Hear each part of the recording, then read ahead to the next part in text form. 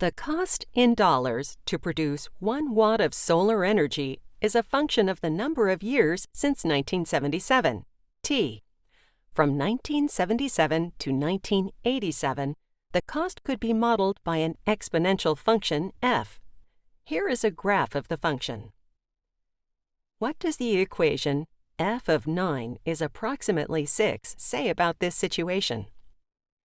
9 years after 1977, or in 1986, the cost of 1 watt of solar energy was about $6. What are the values of f of 4 and f of 3.5, and what do they mean in this context?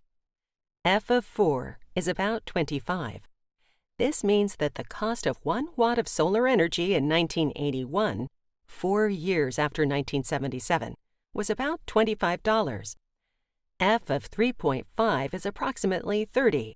This means that the cost of 1 watt of solar energy halfway through 1980, 3.5 years after 1977, was about $30.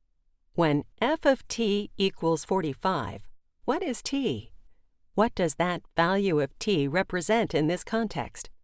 Looking at the graph, when f is 45, the t value is 2.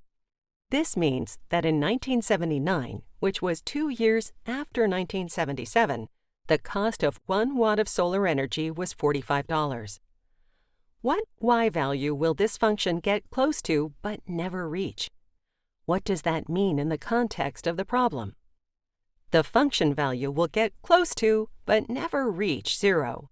The cost is decreasing, but solar energy will never be completely free.